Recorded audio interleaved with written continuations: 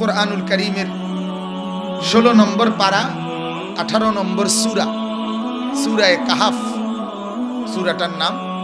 এই সূরার 3টি আয়াত 103, 104, 105 এই 3টি আয়াত আমি পড়ছি। রাত অনেক হয়েছে, এজন্য আমরা দেরি করতে চাই না, যেহেতু সবারই কর্মব্যস্ততা আছে, দিনের বেলা প্রত্যেকেই কাজ করেন। তো আমি শুধু 3টা আয়াতের আলোকে অল্প একটু কথা বলব। মূলত এই সূরাটার নাম সূরা কাহাফ। এই সূরার একটা বড় বৈশিষ্ট্য হলো আল্লাহর নবী সাল্লাল্লাহু আলাইহি ওয়াসাল্লাম বলেন, এই সূরা কাহাফের প্রথম 10 আয়াত এবং শেষের 10 আয়াত যে ব্যক্তি নিয়মিত পড়বে, আল্লাহ তাআলা তাকে দাজ্জালের ফিতনা থেকে রক্ষা করবে। 2 নাম্বার, আল্লাহর নবী সাল্লাল্লাহু আলাইহি ওয়াসাল্লাম বলেন, শুক্রবার দিন যে ব্যক্তি পুরা সূরা কাহাফ একবার পড়বে, তার পায়ের নিচ থেকে 7 আসমান পর্যন্ত ফেরেশতা তাকে, নিচ থেকে আসমান পর্যন্ত ফেরেশতা তাকে ঢেকে ফেলবে। ফেরেশতার বেষ্টনী দিয়ে তাকে একেবারে বেষ্টন করে তাকে ওই পর্যন্ত ফেরেশতারা ঊর্ধ্ব পর্যন্ত উঠে তার জন্য মাগফিরাতের দোয়া করবে। তাইলে এই জমিন থেকে আসমান পর্যন্ত ফেরেশতা তার জন্য বেষ্টন করে। এটা সূরা কাহাফের একটা বরকত। এবং নবীজি বলছে, যে ব্যক্তি সূরা কাহাফ শুক্রবারে পড়বে, পরের শুক্রবার পর্যন্ত ওই এক সপ্তাহে যত ফিতনা থাকবে, সমস্ত ফিতনা, এমনকি দাজ্জালের ফিতনা থেকেও সে নিরাপদ থাকবে। এজন্য যেহেতু তালেবে ইলম আছে, আমি সহ সকলের জন্য এটা মাশওয়ারা, সূরা কাহাফ নিয়মিত শুক্রবার দিন পড়া, আর প্রথম এবং শেষের আয়াত 10টি করে 20টা আয়াত মুখস্থ করে পড়তে থাকা নিয়মিত। কারণ এখন যত একদিন, এখনকার হালাত আসলে চতুর্দিকে গবেষকদের কথা, আলেমদের কথা, চিন্তাশীল বিবেকবান ওলামায়ে কেরামের কথা হলো, দাজ্জাল আসার যেই পরিবেশ, সব কিছু মনে হয় যেন রেডি, একবারে রেডি, একদম রেডি। আর এই পৃথিবীতে আদম আলাইহিস সালাম থেকে নিয়ে ইসরাফিলের ফু পর্যন্ত ঈমানদারের সবচেয়ে বড় দুশমন, শত্রু, আল্লাহর রাসূল বলছে তার নাম হলো দাজ্জাল। এই পৃথিবীতে ঈমানদারের ঈমান নষ্ট করছে বহু মানুষ, ভণ্ড, বেশরা, বহু মানুষ মানুষের ঈমান নষ্ট করে। কিন্তু আল্লাহর রাসূল বলেন, দাজ্জাল এমন এক ফিতনা, সে যখন আসবে মাত্র 40 দিনে কোটি কোটি কোটি কোটি কোটি কোটি ঈমানদারের ঈমান নষ্ট করে তাদেরকে জাহান্নামী বানায় দেবে। দাজ্জালকে আল্লাহ তাআলা আশ্চর্য রকমের অলৌকিক শক্তি দিবে ঈমান পরীক্ষার জন্য মানুষের। দাজ্জাল বললে আসমান থেকে বৃষ্টি নামবে, দাজ্জাল ডাক দিলে বৃষ্টি বন্ধ হবে, দাজ্জাল বললে মাটির থেকে স্বর্ণরৌপ্য বের হবে, দাজ্জাল বললে নদীতে পানি বইবে, দাজ্জাল বললে নদীর পানি বন্ধ হয়ে যাবে, দাজ্জাল ডাক দিলে মরা মা বাপ কবর থেকে দাঁড়াইয়া কথা বলবে। এরকম আশ্চর্য, দাজ্জাল হত্যা করে আবার জীবিত করে ফেলবে। এরকম আশ্চর্য, ভেলকি, অলৌকিক অনেক কিছু দেখলে সে এগুলো দেখাইয়া মানুষকে বলবে, আমি খোদা, আমাকে মানো। হাজারো কোটি মানুষ এই ঘটনা দেখে ঈমান আইনা তার উপরে নিজেদের আখিরাত বরবাদ করে জাহান্নামী হয়ে যায়। অনেক বিস্তারিত বর্ণনা দাজ্জালের আপনারা শুনবেন, এটা বড় আশ্চর্যের বিষয়। এখন যদিও আমরা বলতেছি যে অন্ত আমরা হুজুর জানি না, আমাদের বাংলাদেশে আমাদের ঈমানের হালাত বড় দুর্বল, ঈমানের হালাত বড় দুর্বল। আমাদের মহিলারা, আমাদের পুরুষরা, সাধারণ মুসলমানরা লাল শালু দেখলে ঈমান বিক্রি করে লায়। কথা বুঝেন নাই? লাল শালুর মাজার দেখছে, ওইটার মধ্যে খাজার কাছে, বাবার কাছে, ড্যাগের কাছে, শিকলের কাছে, কচ্ছপের কাছে, সাপের কাছে ঈমান বিক্রি করে দেয়, ঈমান বিক্রি করে দেয়। ওই যে গাছের মধ্যে সুতা বাঁধে, লাল লাল সুতা বাঁধে, কি লেগে? বেডির বাচ্চা হয় না, বাচ্চা অনেক লাগে। আমি অনেক সময় বলি, বেড়া লাহুতা না বান্ধিয়ে তোর বেডিরে বান্ধিয়ে তো স্নাইডা দিত, গাছের মধ্যে বেডিরে টাঙ্গায় তো। বলেন নাউজুবিল্লাহ। তাইলে এইভাবে যে মানুষগুলো যদি শুনে বাঁশমুড়ার গোড়ার মধ্যে পানি পড়ে আর এই পানি খাইলে রোগ ব্যারাম ভালো হয়ে যায়, তো মানুষ লাইন ধরে, ঠিকই না বলেন না? আমরা আমাদের ওইদিকে এক জায়গা আছে, ওইখানে আপনার সার বিস্কুট খেলে বেড়ে রোগ ভালো হয়ে যায়। লাইন ধরে ধরে বেড়া বেডি সব চা বিস্কুট খায়। আশ্চর্য কথা, এরকম দুর্বল যাদের ইমান, যারা মাজারের কচ্ছপের কাছে, মাজারের প্রাণীর কাছে, মাছের কাছে যারা সন্তান চায় আল্লাহকে বাদ দিয়ে, তাদের ইমান থাকে? কথা বলেন না?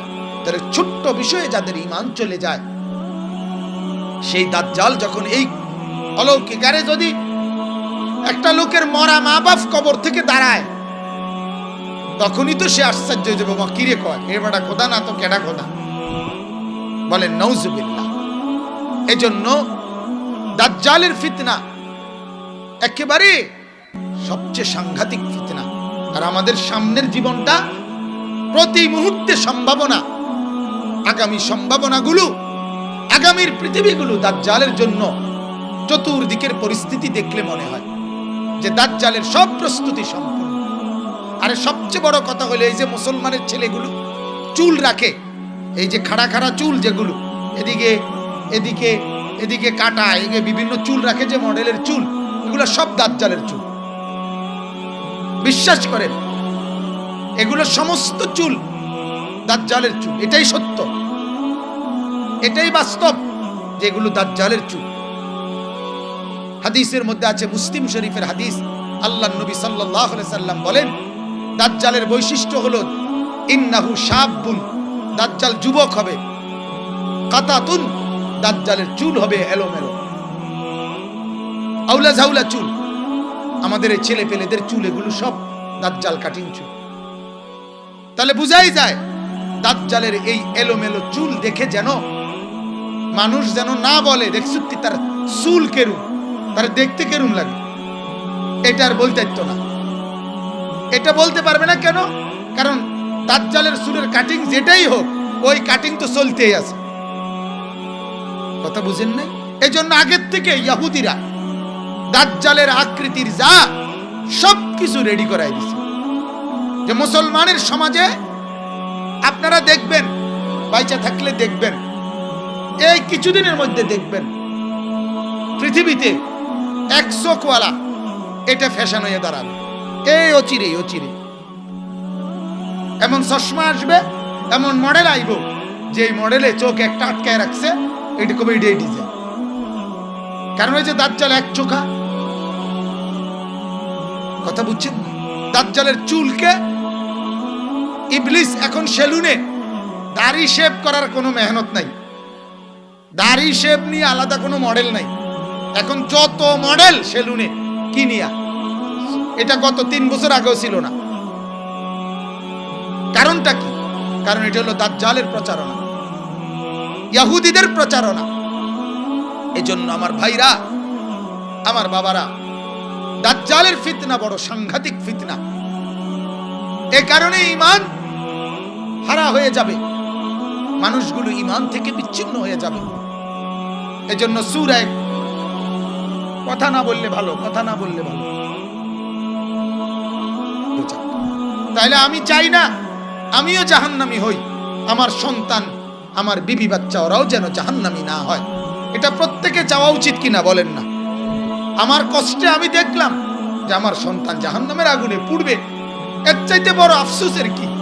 আপনারা অনেকেই জানেন, এক সাহাবী মৃত্যুর সময় মুখে কালেমা বন্ধ হয়ে গেছিল।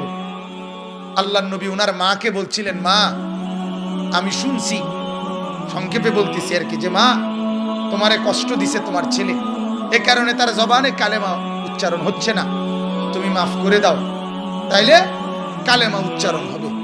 ওই মা মনের বড় কষ্টে বলছিল, ইয়া রাসূলুল্লাহ আমি তারে মাফ করব না। সে আমারে বেশি কষ্ট দিছে, আমি মাফ করব না।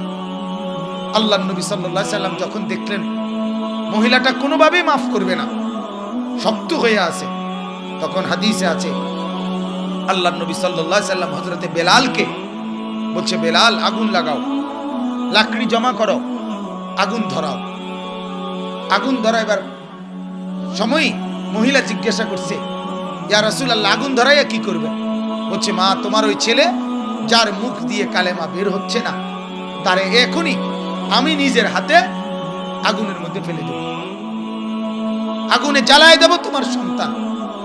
আহ, ওই মহিলা চিৎকার করে তখন বলল, না না ইয়া রাসূলুল্লাহ, আমার সন্তান আমার চোখের সামনে আগুনে জ্বালায় ফেলবেন। আল্লাহর নবী বললেন, মা, এই কিছুক্ষণের মধ্যে যখন ঈমান ছাড়া তোমার বদদুয়ার কারণে তার মৃত্যু হবে, তো এখনই তো তার কবরে আগুন জ্বলবে, তো যেই আগুন একটু পরে জ্বলবে সেটা আমি এখন জ্বালায় দেই, যেহেতু সে আগুনেই জ্বলবে। তখন আল্লাহর নবী বললেন, এ কথা বলাতে ওই মা বলছে, ঠিক আছে ইয়া রাসূলুল্লাহ, আমি মাফ করে দিলাম, তবু আমার সন্তান আগুনে জ্বলুক, আমি এটা চাই না। এই আগুনের দৃশ্য দেখে মায়ের শক্ত দিল পর্যন্ত কি হয়ে গেছে, নরম হয়ে গেছে। মা বলছে, না, আগুনে পুড়লে আমি সইতে পারবো না। তাহলে একজন মুসলমান আজকে, আরে মিয়া, কোরআনুল কারীমের মধ্যে আছে নূহ আলাইহিস সালাম তার ছেলেটাকে আগুন থেকে, জাহান্নাম থেকে বাঁচাবার জন্য সারাটা জীবন তো বলছেই। যখন কোরআনুল কারীমের মধ্যে আছে যে ওয়াফারাত তান্নুর, যখন নূহ আলাইহিস সালাম দেখলেন চুলার ভিতর থেকে আগুন, পানি ফানি, তুফানের পানি উঠে গেছে, তখন নূহ আলাইহিস সালাম ছেলেটাকে ধরে কেনানকে বহু টানাটানি করছে, ইয়া বুনাইয়া আরকাম মা'ানা, আমার আব্বা, ও বাপ, উঠ না, ঈমান আইনা আমার নৌকায় উঠ। ছেলেটা বলছে, না, তুফান আসলে আমি পাহাড়ের উপরে আশ্রয় নেব, সাআবি ইলা জাবালিন ইয়াসিমুনি মিনাল মা, আমার ওই পাহাড় বাঁচায় দিবে তোমার ক্ষুধার পানি থেকে। নূহ আলাইহিস সালাম বলছে, না রে আব্বা, লা আসিমা লাকুমুল ইয়াউম, আজ কেউ বাঁচাইতে পারবে না, কেউ না। ছেলেটা শুনে নাই। কোরআনে আছে সূরা হুদের মধ্যে, বাবা তবুও ডাকাডাকি করতেছে। এরপরে পানি, মনে করেন এখানে নূহ আলাইহিস সালাম, এখানে ছেলেটা দাঁড়ানো, পানি এই প্যান্ডেলের পিছন দিয়া তুফানের পানি, বন্যার পানির স্রোত চলে আসছে, কাছে চলে আসছে। তখনও নূহ আলাইহিস সালাম ডাকাডাকি করতে, এরে বাপ, আয় না, আয় না, ওই দেখ বাপ, পানি চলে আসছে, বাপ তুই নৌকাটা ওঠ। ছেলেটা উঠে নাই। কোরআনে আছে ওয়াহালা বাইনাহুমাল মাউজু ফাকানা মিনাল মুগরাকিন। আহ, আল্লাহ বলে এই কিছুক্ষণ পরেই একটা ঢেউ আসছে, একটা আছাড় দিয়া, একটা ধাক্কা দিয়া ছেলেটাকে বাবার থেকে জীবনের তরে আলাদা করে দিছে, আর ছেলেটা ডুবে গেছে। ছেলেটা ডুবে গেছে। ওই ঝালকাঠিতে কিছুদিন আগে যে লঞ্চ দুর্ঘটনা হইল, আগুনে জ্বলে গেল একটা লঞ্চ। ওই লঞ্চে একজন বাপ তার 7 বছরের একটা মেয়ে বাচ্চাকে বুকের মধ্যে জড়াইয়া ধইরা লঞ্চ থেকে পানিতে ঝাঁপ দিছিল। 1.5 ঘন্টা, আমি নিজে মোবাইলে এটা দেখছি, বেটার কথা। 1.5 ঘন্টা ওই বাবা এই অন্ধকার রাতে নদীর পানিতে এই মেয়ে বাচ্চাটাকে বুকে জড়াইয়া সাঁতার কাটছে। সাঁতার কাইটা যখন পারে আসছে, পারে আইটা দেখে বুকের মালিক বুকে মারা গেছে, বাচ্চাটা মারা গেছে বুকে। বাপ যদিও বেঁচে আছে, আহা, এই বাপ এই দৃশ্য কেমনে ভুলবে, যে তার কলিজার টুকরা সন্তানকে বুকের মধ্যে রেখে চলে গেছে। এই জন্য বাপ এইভাবে বলছে নূহ আলাইহিস সালাম যে বাপ আয় না, কিন্তু ছেলেটা আসলো না, ডুবে গেল, ডুবে গেল। এই জন্য ফিকির করা চাই, ফিকির করা চাই। আমাকেও বাঁচানো দরকার, আমার ছেলেকেও বাঁচানো দরকার, আমার মেয়েকেও বাঁচানো দরকার, আমার নাতি নাতনিকেও বাঁচানো দরকার। আমি প্রায়ই বলি, প্রতিদিন বলি এ কথা, যে ঘরের মা বাপ আছে অথচ সন্তানাদি নামাজ পড়ে না, হায় এই ঘরের মা বাবা ঘুম আসার কথা না, ওই দাদার ঘুম আসার কথা না, ওই মার ঘুম হারাম হয়ে যাওয়ার কথা যে ঘরে সন্তান নামাজ পড়ে না। ওই বাবার ঘুম হারাম হয়ে যাওয়ার কথা যে হায় আমি ঘুমাইয়া করব কি, আমার পরিবারের সদস্যরা তো আল্লাহ চেনে না, আখিরাত চেনে না। কিন্তু কি হলো আমাদের ছেলেরা মাসের পর মাস, মেয়েরা মাসের পর মাস নামাজ পড়ে না। এখানে বসা ছেলে, অগণিত ছেলে এখানে আছে যারা আজকের 5 ওয়াক্ত নামাজ পড়ে না, আছে না বাজান? আহারে এই ছেলেগুলোর আল্লাহ কোথায়, এদের আখিরাত কোথায়? ইয়া আইয়ুহাল ইনসানু মা গাররাকা বিরাব্বিকাল কারীম। আল্লাহ তাআলা কাকুতি মিনতি করে যেন বলে, ওরে বান্দা, আরে মানুষ, আমার মতো দয়ালু আল্লাহকে বাদ দিয়ে কেন ছেড়ে দিলি? কে তোরে ধোঁকা দিল? কেন রে আমি আল্লাহকে বাদ দিই? ছেলেরা তোমরা যারা বসছো বাজান, ছোট হও বড় হও, 10 মিনিটের জন্য হলেও বসছো, 1 ঘন্টার জন্য হলো বসছো, তোমাদেরকে বলি বাজান, সারাটা দিনে কি করছো বাজান? একটা বার ভাইব, কেন আল্লাহকে নারাজ করলাম? কেন নামাজ পড়তে পারলা না? তুমি মুসলমান না? তোমার বাবা মুসলমান, তোমার মা মুসলমান, তোমার বংশের সবাই মুসলমান, তুমি কেন সেজদা করতে সংকোচ কোথায়? নামাজ পড়তে অসুবিধা কোথায়? আপনারা আপনাদের বিবি বাচ্চা ছেলেদেরকে নিয়ে এই আলাপটা কইরেন। এবার আমার এই আয়াতের তরজমা শুনেন, তাইলেই বুঝবেন এই কথার অর্থ কি। তাহলে আমি বললাম দাজ্জাল থেকে বাঁচা দরকার, আর এই জন্য দাজ্জাল থেকে বাঁচার জন্য সূরা কাহাফ একটা বড় হাতিয়ার। সূরা কাহাফ একটা কি বড় হাতিয়ার। এবার যেই 3টা আয়াত পড়ছি, এই 3টা আয়াতের এবার শুধু তরজমাটা বলি।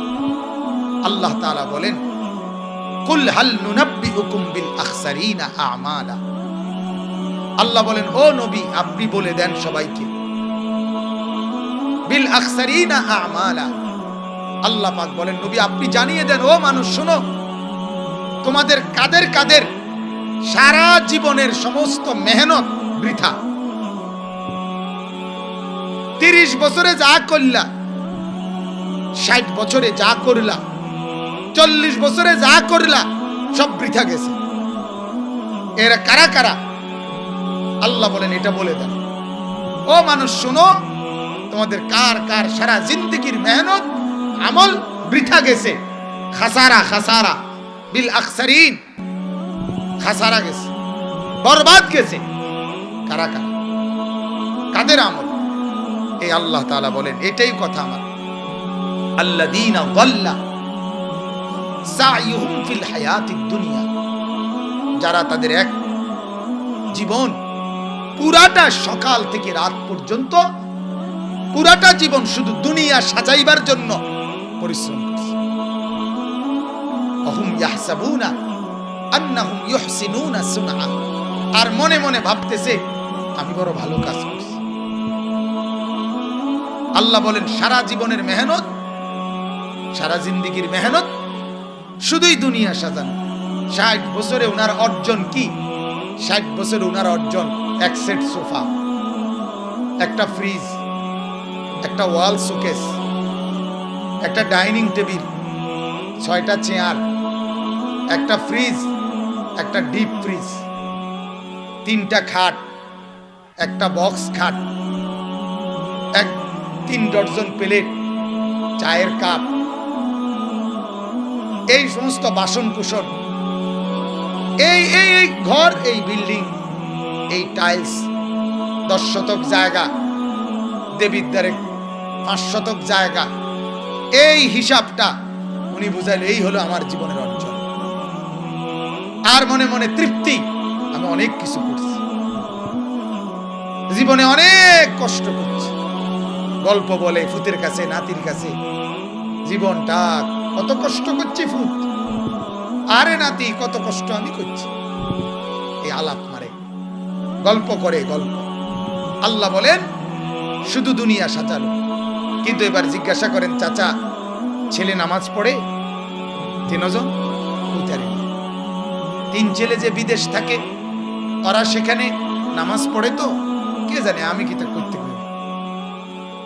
ছেলের বউ যে 3 জন, ওরা 3 জন পর্দা করে তো না, আমি এটা কইয়া করি। মেয়ে যে বিয়ে দিছেন শ্বশুর বাড়িতে, মেয়েরা তারা নামাজ পড়ে তো খবর নাই। নিজের ঘরে টেলিভিশন চলে, নিজের ঘরের চতুর্দিকে নাফরমানি, 24 ঘন্টা নাটক, নাচ, গান, ফুর্তি, আনন্দ। কেউ বিড়ি খায়, কেউ মোবাইল চালায়, কেউ বেপর্দা চলে। এই মিলাইয়া জিন্দিগি। আহা, এরই নাম উনি মনে করতেছে আল্লাহ বলেন অনেক কিছু করছে। আল্লাহ বলেন আরে বান্দা খাসারা, সে মূলত কি বরবাদ, তার কিচ্ছু হয় না। কোরআনুল কারীম আল্লাহ বলছে ওয়া'মুর আহলাকা বিস-সালাহ, ও নবী আপনি আপনার পরিবারের সদস্যদেরকে নামাজের আদেশ করেন। ওয়াসতাবির আলাইহা, নিজেও নামাজের উপরে মজবুত থাকুন। লা নাসআলুকা রিজকা, আমি আল্লাহ আপনার কাছে রিজিক চাই না। নাহনু নারযুকুকা, আমি রিজিক দেব। আল্লাহ বলেন আমি রিজিক দেব। আপনি সন্তানের সেজদার ফিকির করেন, আমি আল্লাহ তার রিজিকের ফিকির করি। আমার শায়েখ আরিফ বিল্লাহ আল্লামা মুফতি মুশতাকুর নবী সাহেব হযরত বলে, আল্লাহর সমস্ত সৃষ্টি শুধু আল্লাহর তাসবিহ পড়ে, আর আল্লাহ তাদের প্রত্যেকের রিজিকের বন্দোবস্ত। পাখি বলেন আর জঙ্গলের প্রাণী বলেন, আসমান জমিনের সমস্ত সৃষ্টি বলেন, হযরত বলে ইউসাব্বিহু লিল্লাহি মা ফিস সামাওয়াতি ওয়া মা ফিল আরদ। কোরআনের মধ্যে আল্লাহ তাআলা বলে ইউসাব্বিহু, সাব্বাহা লিল্লাহি। এভাবে আল্লাহ তাআলা বলে আসমান জমিনের সব আমার সুবহানাল্লাহর তাসবিহ পড়ে। তো হুজুর এটারে বলে সুন্দর বলে যে সব বলে সৃষ্টি, যেমন এক পাখি বলে সুবহানাল্লাহ সুবহানাল্লাহ সুবহানাল্লাহ, আর আল্লাহ বলে ফেরেশতা রিজিক পৌঁছা রিজিক পৌঁছা রিজিক পৌঁছা। বুঝেন নাই কথা? বাঘ বলে, ভাল্লুক বলে, পাখির কিচির মিচির, সাগরের ঢেউ, নদীর কলতান, সবকিছু মাওলার জিকির করে, আর আল্লাহ তাআলা প্রত্যেক জায়গায় রিজিক পৌঁছায়, রিজিক পৌঁছে। আমি তো প্রায়ই বলি সরু সরেয়া ক খ এ বি সি ডি, এই বাংলা, অঙ্ক, ইংরেজি অথবা আলিফ বা তাসা কোনোটাই ভাতের জন্য লাগে না, দালান বিল্ডিং এগুলোর জন্য লাগে। একটা অক্ষর চিনে না, সরুও চিনে না, কও চিনে না, আলিফও চিনে না, কিচ্ছু চিনে না। এর মূর্খ বকলম পৃথিবীতে আসেনি, আসে না? টিপসই দাউন লাগে, টিপসই। কিন্তু দেখা যায় সেই লোক পৃথিবীর যত সুখ, যত উপভোগ সেও করে। একেবারে একটা উচ্চ শিক্ষিত লোক, যেটারে টাইলস কয়, মূর্খ বেড়া এটারে মাটি কয়, কি কয়?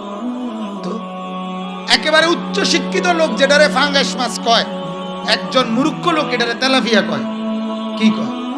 তো তাইলে কি হলো? দুনিয়ার বউ বাচ্চা, দালান বিল্ডিং, স্ত্রী সন্তান, মাছ গোশত সবই তো ভোগ করে। এই জন্য বলি বাজান, এটা মনে রাখা চাই, এটা মনে রাখা চাই। বাংলা ছাড়া, অঙ্ক ছাড়া, ইংরেজি ছাড়া, সরু সরেয়া ছাড়া আল্লাহর কসম রিজিক মেলে। এটা মনে রাখবেন আপনারা।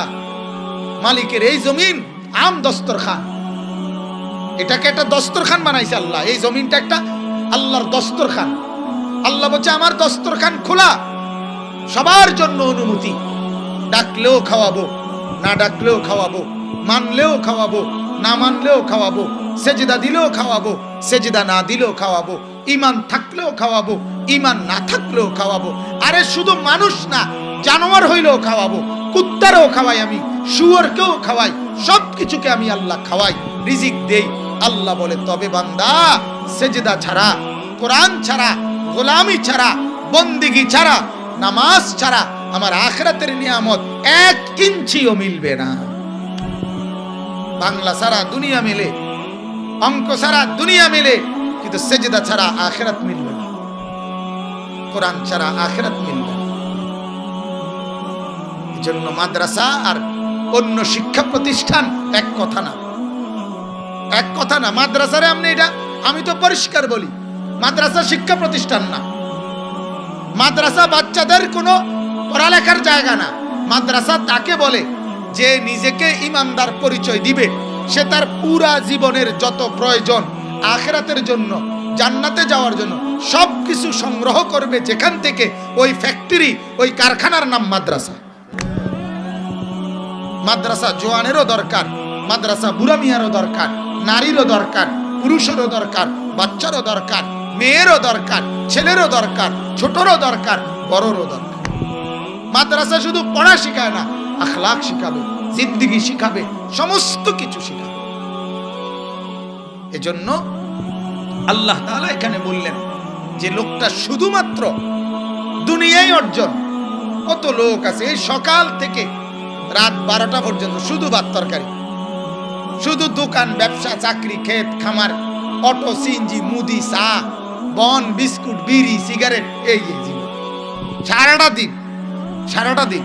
হায় হায় হায়, মসজিদের সামনে চা দোয়ান, কিন্তু ডাকাইতের একটা সেজদা কপালে জোটে না। তার অটোতে মানুষ নাই না, মসজিদে ঢুকছে, কিন্তু তে ডাকাইতের সেজদা জোটে না। তার সিএনজির থেকে মানুষ নাই না, মসজিদে ঢুকছে, কিন্তু তার কপালে সেজদা জোটে না। এমন আছে না? হায় হায় হায়, বদনসিব। জীবনটারে মনে করছে শুধু এইটাই, এই ভাত তরকারি মিলানটাই, সংসার মিলানটারেই মনে করছে জীবন। এজন্য নামাজ, রোজার, আখিরাত, পরকালের কোনো খবর নাই। আয় হায়, আল্লাহ বলেন ওই লোকটা খাসারা। ওই লোকটা কি বলেন না? খাসারা, বরবাদ। তার আসলে জিন্দেগি ব্যর্থ, এটা হলো একটা অর্থ। আর যেহেতু কিছু তালেবে ইলম আছে, এজন্য আরেকটা অর্থ বলা দরকার, আরো 2টা, ওদের উপকার হবে এতে। এই আয়াতের দ্বিতীয় তাফসীর হলো, যে ব্যক্তি আমল করছে অনেক, কিন্তু তার আমলের মধ্যে ইখলাস ছিল না, আল্লাহর জন্য ছিল না, আল্লাহকে পাওয়ার জন্য ছিল না, এই ইখলাস বিহীন সমস্ত আমল খাসারা, বরবাদ। এজন্য আমলের মধ্যে ইখলাস থাকা চাই। নামাজ, রোজা, হজ, যাকাত, মোবাইল ওলারা দেখবো, ফেসবুকে মানুষে দেখবো, ইউটিউবে মানুষে দেখবো, ভাইরাল হবে, খুব তাড়াতাড়ি লারা খাবে, হবে না। আসমানওয়ালা ফয়সালা করতে হবে। আমার সাথে এক মাওলানা সাহেব আজকে কয়েকদিন, তাই মাওলানা সাহেবকে বলছি, আল্লাহর জন্য যদি দ্বীনের খেদমত করতে হয়,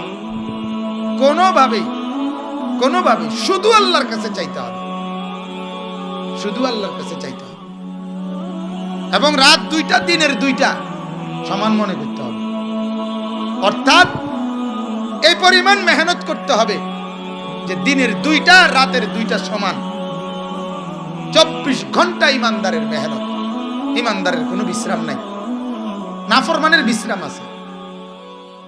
ওই যে নাফরমান পাপী যেগুলো কিরিকিতা করছে, গুচ্ছি কাটছি, এটা যেহেতু অপদার্থ, এই জন্য মুসলমানের কোনো আসর মাগরিব নাই, যে আসরের পরে কতদূর ঘুরেন না, আসরের পরে ঘুরবে কেমনে?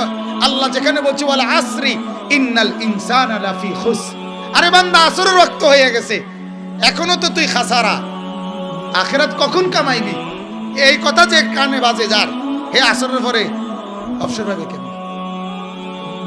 রাত্রিবেলা যার তাহাজ্জুদের নামাজ, তার আবার রাতে অবসর কখন?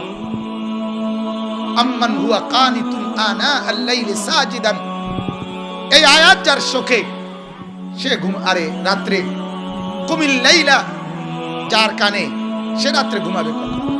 এজন্য ইমাম মুহাম্মদ রাহমাতুল্লাহ আলাইহি, ইমাম আবু হানিফার শাগরিদ, উনি বলতেন উনি রাতে ঘুমাতেন না, সারা রাত মাসআলা লিখতেন। ওনারে জিজ্ঞাসা করছিল, হযরত আপনি রাতে ঘুমান না কেন? হায়, হাজার লাখো ইমানদার মুসলমান চতুর্দিকে ঘুমায়, এ কথা আশা কইরা যে ইমাম মুহাম্মদ জেগে আছে, সারা রাত আমাদের জন্য দ্বীনের মাসআলা রেডি করতেছে। সারা রাত আমরা জিজ্ঞাসা করব যখন যা লাগে। এত মানুষের আস্থা এবং নির্ভরতা যখন আমার উপরে, এই দায়িত্বের বোঝা কাঁধে নিয়ে আমি ঘুমাই কেমন? কাইফা আনামু, কাইফা আনাম, আমি ঘুমাবো কিভাবে? ওয়ান্নাসু ইয়ানামুনা তাওয়াক্কুলান আলাইনা, মানুষগুলো ঘুমিয়ে থাকে, আমার উপরে ভরসা করো। হযরতে ওমর, সাইয়্যিদুনা ওমর রাদিয়াল্লাহু তাআলা আনহু, ওনাকে খলিফা হওয়ার পরে উনি আর রাতেও ঘুমাতেন না, দিনেও ঘুমাতেন না। বিশ্রামের নামে সামান্য একটু সময় উনি বিশ্রাম করতেন। একদিন উনাকে জিজ্ঞাসা করছে, আমিরুল মুমিনিন, আপনি দিনেও ঘুমান না, রাতেও ঘুমান না কেন? হযরত ওমর রাদিয়াল্লাহু তাআলা আনহু বলেন, রাতে ঘুমাই না এই কারণে, যদি রাতে ঘুমাই তাহলে আমার আখিরাত কখন কামাই করব? আর দিনে ঘুমাই না এজন্য, যদি দিনে ঘুমাই আমার প্রজাদের, আমার জনগণের হক কখন আদায় করব? সুবহানাল্লাহ। রাতে ঘুমাই না আমার আখিরাতের পুঁজির আশায়, দিনে ঘুমাই না আমার প্রজাদের হক আদায়ের আশায়। সময় কই? এজন্য আল্লাহর জন্য, আল্লাহর জন্য, আল্লাহর জন্য হইলে কেউ লাগবে না, কেউ লাগবে না। আল্লাহ পাক যদি গ্রহণ করে তো তাম পৃথিবী সায়াজআলু লাহুমুর রাহমানুল উদ্দা, গোটা সৃষ্টি আল্লাহর পক্ষ থেকে ভালোবাসবে। আল্লাহর জন্য না হলে, ইখলাসের ঘাটতি হলে খাসারা, আমিও বরবাদ, শ্রোতারাও বরবাদ। তাহলে এই জন্য আল্লাহ তাআলা বলেন, ওই বান্দার আমল খাসারা যে নেক আমল করছে কিন্তু আল্লাহর সন্তুষ্টির জন্য করে নাই, তারটাও কি বরবাদ। 3 নাম্বার, তৃতীয় অর্থ, এটাই শেষ অর্থ। তাফসীরে আছে, যে ব্যক্তি আমল করছে কিন্তু সুন্নাত মোতাবেক করে নাই, খেলাফে সুন্নাত, তার আমলও খাসারা। নামাজ পড়ছে মন মতো, রোজা রাখছে মন মতো, জিকির করছে মন মতো, দুরূদ পড়ছে মন মতো, সবকিছু নিজের মতো, নিজের মতো। কত মানুষ তো আছে জিকির করে বাদ্য বাজাইয়া, কথা বলেন না কেন? টুং টুং টুং টুং টুং টুং টুং টুং টুং টুং টুং করে, আর কি কয় কিচ্ছু বোঝা যায় না। কথা বুঝছেন? তাইলে এই যে টুং টুং টুং টুং করে, এটা সম্পূর্ণভাবে তার মন মতো, তার মন মতো। বহুত মানুষ আছে আপনার তসবিহ পড়ে, তসবিহ এত দ্রুত, সুবহানাল্লাহ সুবহানাল্লাহ আলহামদুলিল্লাহ এরকম করে, মানে মেশিনের মতো। এটা সুন্নতের খেলাফ। রাসূলুল্লাহ সাল্লাল্লাহু আলাইহি সাল্লাম এভাবে তাসবিহ পড়ে নাই। অতএব সুন্নাত মোতাবেক যত আমল সেটা লাভবান, খেলাফে সুন্নত যত আমল খাসারা। আমি সংক্ষেপে বলে ফেললাম। তাহলে 1 নাম্বার হলো আখিরাতের ভাবনা বাদ দিয়ে, পরকালের ভাবনা বাদ দিয়ে শুধু দুনিয়া যে সাজায় দিবানিশি, সে বরবাদ। 2 নাম্বার, আমল করে ঠিক, আল্লাহর সন্তুষ্টির জন্য করে না, ইখলাস নাই, সে বরবাদ। 3 নাম্বার, আমল করে ঠিক কিন্তু সুন্নাত মোতাবেক করে না, সে বরবাদ। শেষ কথা হলো আল্লাহ বলেন, উলাইকাল্লাযীনা কাফারু বিআয়াতি রাব্বিহিম ওয়া লিকাইহি। আল্লাহ বলেন, শুধু দুনিয়া নিয়ে ব্যস্ত কারা? ওরা তারা যারা আল্লাহ এবং আল্লাহর কোরআন এবং আল্লাহর সাক্ষাৎকে অস্বীকার করে। অর্থাৎ তারা বলে দেয় কোরআন আমাদের দরকার নাই, আর এটাও বলে দেয় জান্নাতে আল্লাহর দিদার, এটাও আমার দরকার নেই। আমাদের আল্লামা তাকি উসমানী দামাত বারাকাতুহু, ওনার একটা মজার রসিক কথা আছে। উনি বলছিলেন একবার যে উনি যে কেউ রে এমনি কৌতুকের মতো বলছে কয়েকজন দুনিয়া লুবি সারাদিন দুনিয়ার সম্পদ উপার্জনে ব্যস্ত এক লোককে জিজ্ঞাসা করছে, ভাই মরলে কই যাইবেন, বেহেশতে না দোজখে? ভাই বেহেশতে না দোজখে আমার এত হিসাব করার টাইম নাই, যেখানে গেলে 2টা পয়সা লাভ হইব আমার ওইখানে দিবে। আমার কি দরকার? 2টা পয়সা লাভের দরকার। 2টা পয়সা লাভ হইলে এবারে জিডা তকেটা দিয়ে নাম এটা আমনে বুঝা দিয়ে। এই হলো দুনিয়া লুবি, দুনিয়া লুবি। আল্লাহ তাআলা বলে কেন দুনিয়ার মধ্যে লিপ্ত? কারণ তার আখিরাত দরকার নেই, তার আল্লাহর দিদার দরকার নেই, আল্লাহর কোরআন তার দরকার নেই। কেন ইখলাস আল্লাহ সন্তুষ্টির জন্য আমল করে না? তার মূলত আখিরাত দরকার নেই। কেন রাসূলের সুন্নাত মোতাবেক আমল করে না? তার মূলত জান্নাত দরকার। আমি এজন্য প্রায় বলি, জান্নাত যার দরকার তার জীবন একটু কষ্টকর, একটু নিয়ন্ত্রিত, একটু হিসাব কিতাব করে চলতে হয়, তারে একটু বাস বিচার করে চলতে হয়। আর যার এই সিদ্ধান্ত যে আমার জান্নাত জাহান্নাম মিডিল হয়ে চিন্তা করার টাইম নাই, তার জীবন অনিয়ন্ত্রিত, তার জীবনের মধ্যে কোনো নিয়ম কানুন শৃঙ্খলা বলতে কিছু নেই, কোনো শৃঙ্খলা নেই। নাহলে 60 বছরের বুড়া মানুষ যখন আপনার বিড়ি খায়, আমার কাছে এটা আশ্চর্য লাগে। 60 বছর বয়স অথচ এখনো বিড়ি খায়, এখনো মানুষের সামনে সিগারেট খায়, চা দোয়ানে গপ মারে, টেলিভিশন দেখে। আমার কাছে এটা পরিষ্কার মনে হয় মূলত ওনার হায়া লজ্জা বলতে কিছু নেই। আর 2 নাম্বার, মূলত উনি এটাই ফেরেশতা করে বুঝাই দিছে, গায়ে লাগলে লাগুক, কিছু করার নাই। কিন্তু এটাই বাস্তব। এই বিড়ি খাওই না বেড়া, সে যেন ফেরেশতাকে দিবানিশি বলে দেয়, ভাই তুমি দেখছো তো আগুন ছাড়া আমার দিন কাটে না, রাত কাটে না, সকাল দুপুর সন্ধ্যা গভীর সারাক্ষণ আমার আগুন লাগে, অতএব আগুন ছাড়া আমি থাকতে পারতাম না, আমারে কবরে আগুনেই রাখো, আমারে হাসরে জাহান্নামের আগুনেই রাখো। নাই তো আর কি, নাই তো আর কি। প্রত্যেকটা সিগারেটের প্যাকেটে লেখা থাকে ধূমপান মৃত্যু ঘটায়। তাহলে যেটার মধ্যে লেখা আছে ধূমপান মৃত্যু ঘটায়, সেখানে আল্লাহ তো বলছে ওয়ালা তুলকু বিআইদিকুম ইলা তাহলুকা। আল্লাহ বলে তোমরা নিজেদেরকে ধ্বংসের দিকে ঠেলে দিও না, মৃত্যুর দিকে ঠেলে দিও না। তাইলে এই আয়াতের আলোকেও তো এটা হারাম। আল্লাহ আমাদেরকে বুঝার তৌফিক দান করেন। এজন্য আল্লাহ বলেন মূলত তাদের ইখলাস নাই, যাদের তাদের আখিরাত দরকার নাই, সুন্নাত নাই যাদের তাদের আখিরাত দরকার নাই, আখিরাতের ফিকির নাই যাদের, দুনিয়া নিয়ে ব্যস্ত তাদের আখিরাত দরকার নাই। ফাহাবিতাত আমালুহুম, আল্লাহ আবারও বলছে তাদের সমস্ত আমল কর্ম মেহনত বরবাদ। ধন্যবাদ না বরবাদ? বরবাদ।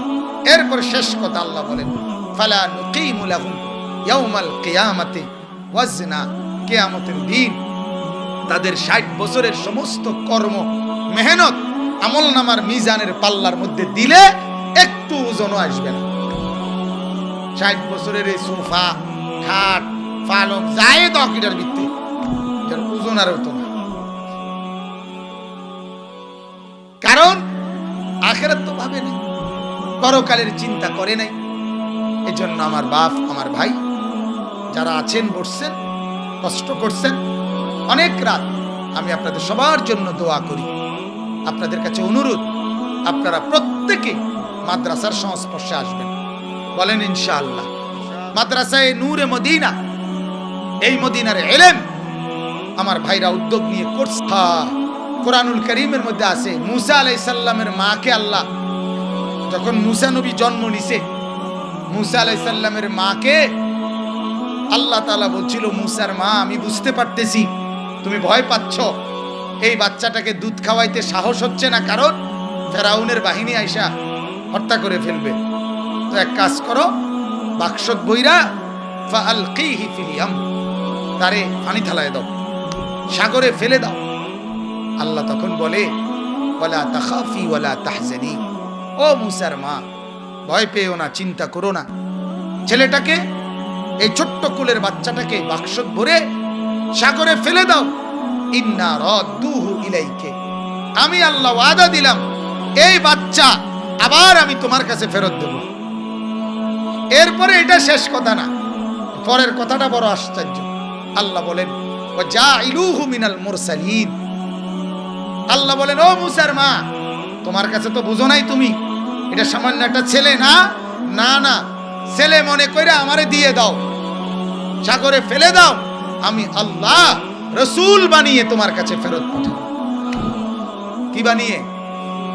আমিও বলি, আমি এটা সব সময় বলি, এই কথা বলে যে ও মুসলমানেরা, আপনার 6 বছরের 7 বছরের একটা বাচ্চাকে আপনি আমাদের মাদ্রাসায় দিয়েন, আমরা 4 বছরের ব্যবধানে একটা হাফেজে কোরআন বানিয়ে আপনার কাছে পাঠাবো ইনশাআল্লাহ। আমরা নিলাম এক বাচ্চা 6 বছরের অবুঝ সন্তান, পরবর্তী 5 বছরের ভিতরে আমরা তারে কোরআনের হাফেজ বানিয়ে পাঠাবো ইনশাআল্লাহ। আল্লাহ যেমন বলছে মুসার মা আমি রসুল বানিয়ে পাঠাবো। এজন্য এই যে কয়জন বুঝবান আছেন প্রত্যেকের কাছে অনুরোধ, নিজ নিজ সন্তানকে দিন শিখানো। যারা স্কুল কলেজ পড়ুয়া বন্ধু দোস্ত তোমরা আছো, তোমাদের কাছে অনুরোধ, তোমরা প্রত্যেকেই কোরআন শিখা দরকার।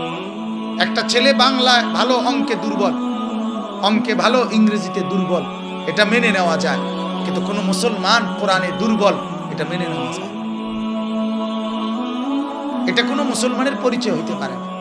শিক্ষিত হোক আর অশিক্ষিত, এটা কোনো মুসলমানের পরিচয় হতেই পারে না যে আমি আল্লাহর কোরআন পড়তে পারি না, আমি কোরআন পড়তে জানি না।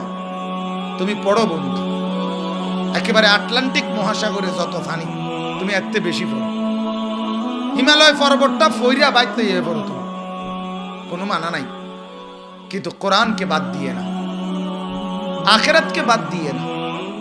তোমরা যারা ছেলেরা আছো প্রত্যেকের কাছে অনুরোধ, নিজের জীবনের উপরে রহম করো, দয়া করো।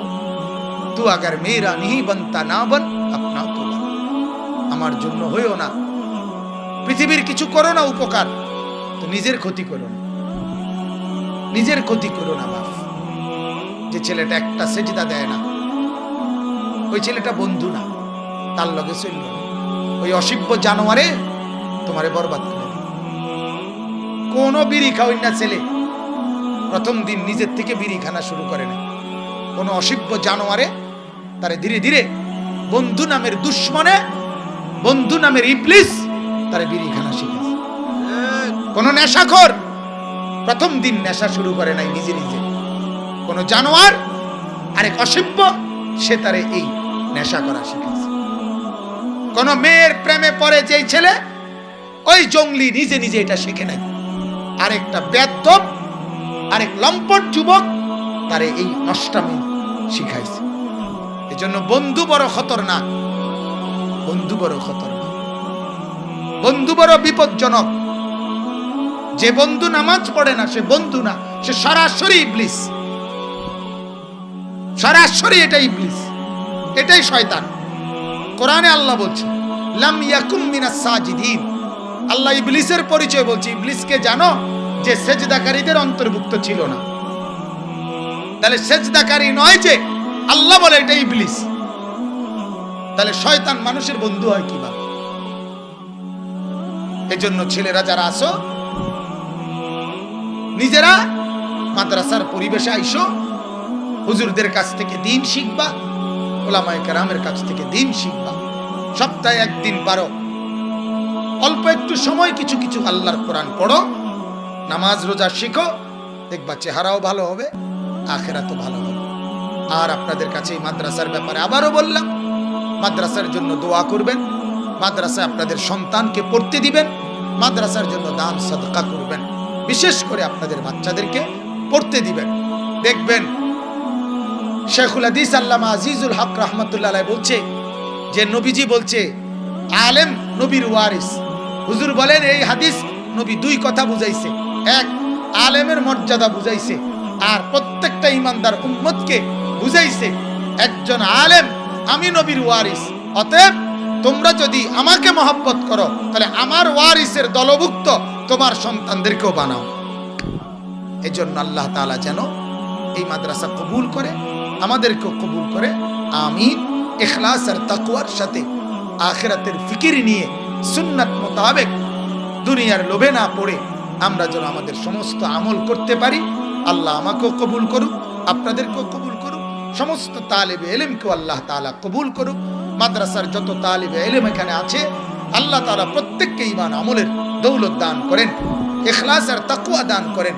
এই মাদ্রাসার সাথে সম্পৃক্ত যত উস্তাদ ছাত্র আছে আল্লাহ সবাইকে বরকত দান করেন, আমিন।